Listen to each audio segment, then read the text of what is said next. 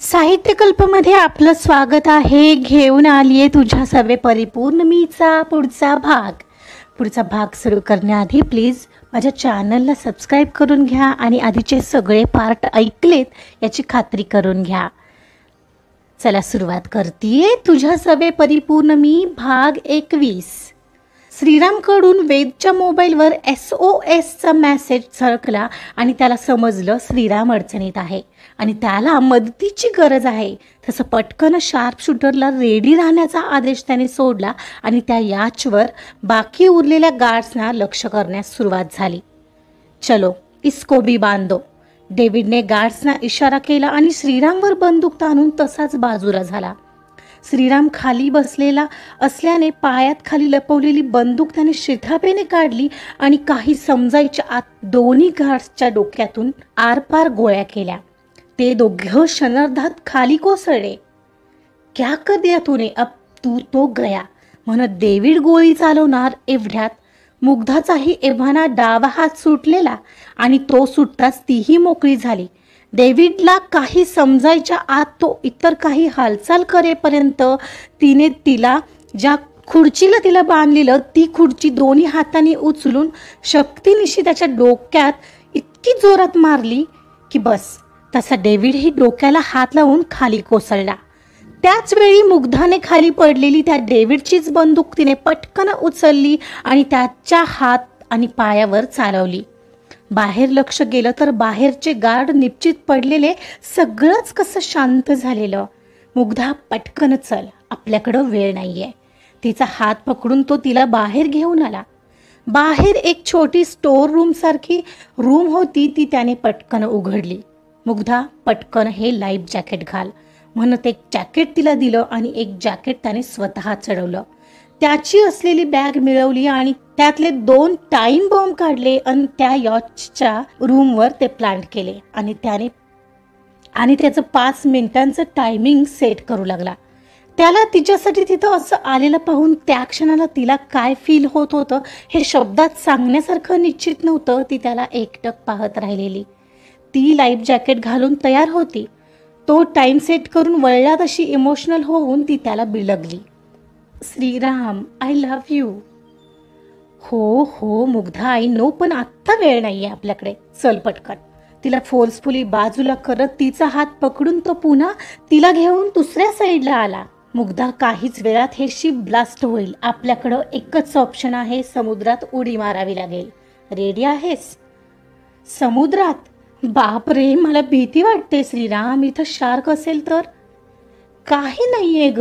आणि अगं असं काय करतेस, तुला स्विमिंग येतं, आय नो. आणि मी आहे ना. मी 3 म्हणालो की आपण दोघंही उडी घेणार आहोत. Come on. 1 2 3. पण तो 2 म्हणाला तेव्हाच पाठीमागून डेव्हिड कसा तरी बाहेर आला असावा. त्याने तोपर्यंत त्यांच्या दिशेने गोळी चालवली होती. त्याची चालवलेली गोळी मुग्धाला लागली, जी उडी मारण्यासाठी मोठा श्वास घेत होती. तसा तिचा श्वास सुटला आणि सोबतच श्रीरामचाही हात सुटला. त्या लागलेल्या गोळीच्या फोर्सने ती त्याआधीच समुद्राच्या पाण्यात खाली पडली. मुग्धा! श्रीरामची मोठी किंकाळी बाहेर पडली. तिच्या पाठोपाठ त्यानेही लागलीच मोठा श्वास घेऊन उडी मारली आणि त्या क्षणाला त्या याचचा ब्लास्ट झाला. मुग्धाचा श्वास सुटला होता. जरी लाईफ जॅकेट होतं तरीही ती पाण्यात पडताच तिच्या नाकातोंडात पाणी गेलं होतं. श्रीरामला तिच्यापर्यंत पोहोचायला काही सेकंदाचा अवधी लागलेला, पण ती निश्चित झाली होती. त्याने तिला पकडलं आणि एवढ्यात याचचा झालेला ब्लास्ट पाहून वेगाने ते ज्या याच सोबत होते ती घेऊन आले, ज्यावर यश वेद एक शार्प शूटर होता. मुग्धाला आणि श्रीरामला पटकन वर घेतलं गेलं आणि त्याच वेगाने याच परतीच्या वाटेला निघाली. वेद, मुग्धाला गोळी लागलीये, प्लीज काही करून हॉस्पिटलमध्ये लवकर पोहोचायला हवं.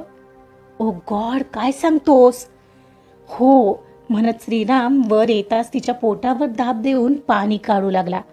काहीच क्षणात पोटावर दाब पडल्यामुळे तिच्या तोंडाद्वारे पाणी बाहेर पडलं आणि तिला ठसका लागला. तशी ती खोकतच शुद्धीवर आली आणि कणू लागली. तिने तिचा उजवा हात पकडला. मुग्धा, ए मुग्धा, आर यू ओके? तू ठीक आहेस ना? तिच्या गालावर हलकेच थोपटत तो विचारत होता.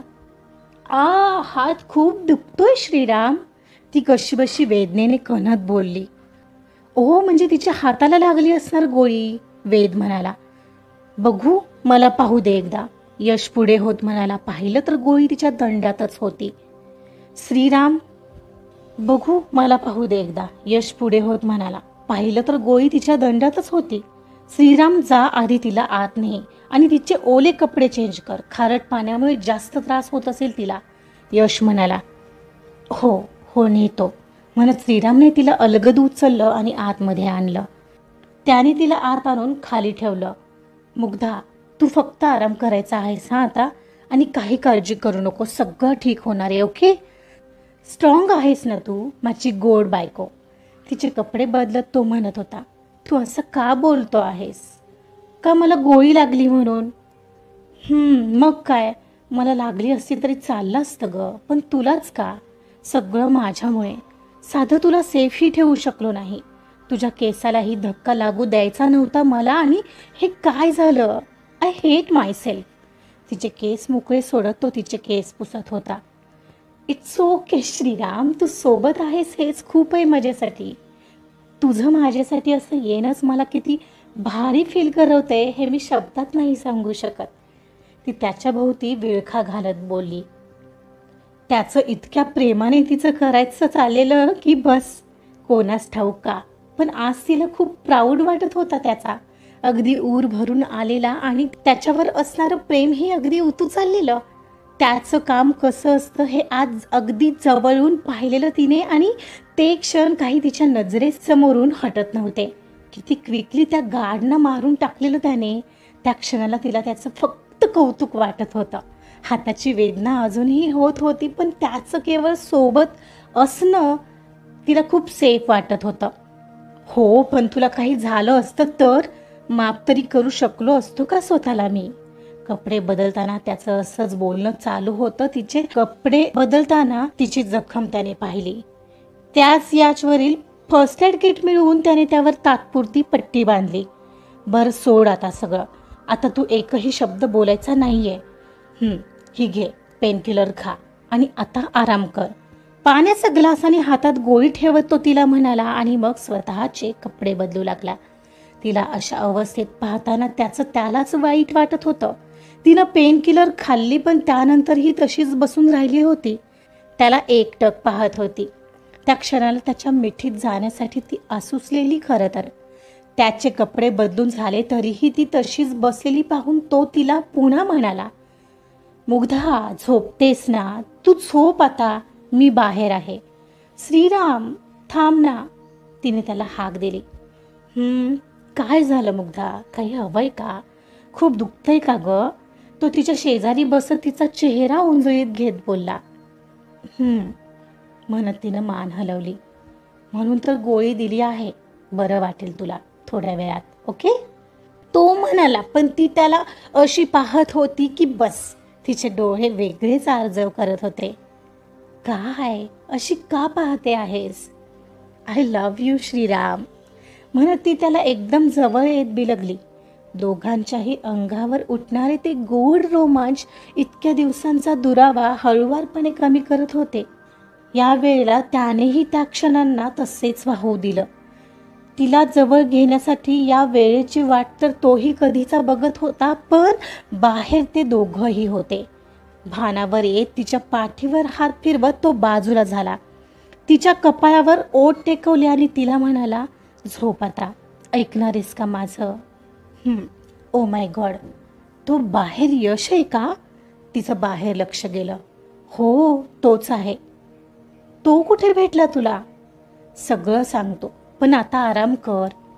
ओके, पण तू इथेच थांबणारेस हा, प्लीज, ती म्हणाली. आणि त्याने एकवार बाहेरच्या दिशेने नजर फिरवत त्या दोघांकडे पाहिलं. वेद आणि यश ते दोघंही पाठमोरे बाहेर एकमेकांशी बोलत बसले होते. एक क्षणभर कसलासा विचार करून त्याने पुन्हा तिच्याकडे मान वळवली. ओके आहे मी, झोप आता, म्हणत त्याने त्याची किलिंग स्माईल खळीसोबत दिली. आणि आताही तिच्या हृदयाचा ठोका चुकला. श्रीराम, एक मिनिट इकडे ये ना. अगं काय चाललंय तुझं? तो पुटपुटत तिच्याकडे झुकला. तसं तिने त्याच्या गालावर किस केला आणि पटकन डोळे मिटून आडवी झाली. तिच्या गालावर पसरलेली तेव्हाची लाली पाहून तोही खरं तर ब्लश करू लागलेला. आजचा पार्ट इथंच संपलाय. थोडक्यात श्रीरामने मुग्धाला वाचवलंय. आजचा भाग कसा वाटला हे आपल्या कॉमेंट्समधून नक्की कळवा. तोपर्यंत ऐकत रहा तुझ्या सवे परिपूर्ण मी. कथा आवडत असेल तर लाईक करा, सबस्क्राईब करा आणि शेअर सुद्धा करा. Thank you so much.